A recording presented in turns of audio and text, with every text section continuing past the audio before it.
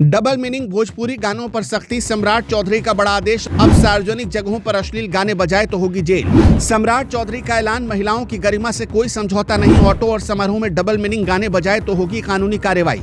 सम्राट चौधरी का नया फरमान, अश्लील गानों पर लगेगी रोक। डबल मीनिंग भोजपुरी गानों पर केस दर्ज करने का आदेश, प्रशासन अलर्ट। बिहार में अब सार्वजनिक जगहों पर बजने वाले डबल मीनिंग और अश्लील भोजपुरी गानों को लेकर सरकार ने सख्त रुख अपना लिया है। डिप्टी सीएम सम्राट चौधरी ने साफ संदेश दिया कि अगर कोई व्यक्ति सार्वजनिक जगहों पर या समारोह या वाहनों में इस तरह के गाने बजाते हुए पाया गया तो उसके खिलाफ सख्त कानूनी कार्रवाई की जाएगी। सरकार का कहना है कि यह कदम समाज में महिलाओं और बच्चों के लिए सुरक्षित और सम्मानजनक माहौल बनाने के उद्देश्य से उठाया गया है।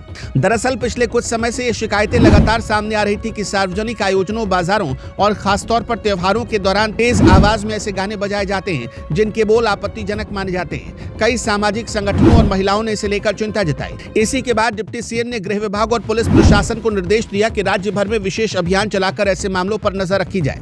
सम्राट चौधरी ने कहा कि डबल मीनिंग और अश्लील गाने सिर्फ मनोरंजन का विषय नहीं, बल्कि ये समाज पर नकारात्मक असर डालते हैं। उन्होंने ये बताया कि इस तरह के गीतों से महिलाओं की गरिमा प्रभावित होती है और कई बार वो सार्वजनिक जगहों पर असहज महसूस करती है। सरकार का मानना है कि समाज में सम्मान और संवेदनशीलता बनाए रखने के लिए इस तरह की सामग्री पर नियंत्रण जरूरी है। डिप्टी सीएम ने यह भी कहा कि ऐसे गानों का असर बच्चों और युवाओं की सोच पर पड़ता है।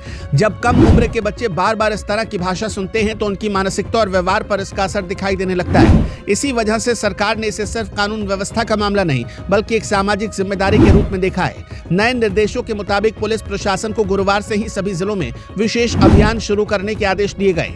इस अभियान के तहत सार्वजनिक स्थानों, ऑटो और अन्य वाहनों, शादी ब्याह या त्योहारों के आयोजन में बजने वाले गानों की जांच की जाएगी।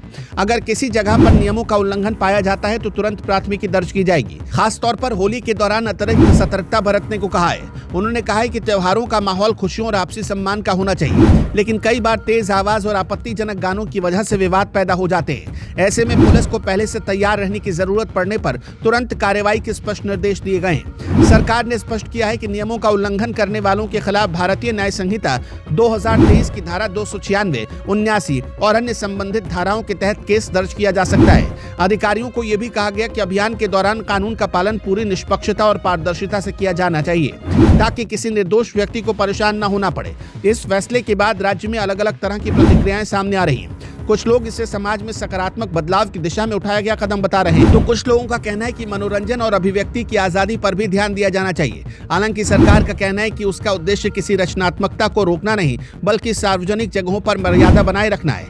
विशेषज्ञों का मानना है कि अगर इस अभियान को संतुलित तरीके से लागू किया गया तो ये सामाजिक माहौल को बेहतर बनाने में मदद कर सकता है। साथ ही कलाकारों और संगीत उद्योग के लिए भी ये संकेत है कि वो ऐसे गीत तैयार करे जो मनोरंजन के साथ साथ सामाजिक जिम्मेदारी का ध्यान रखे।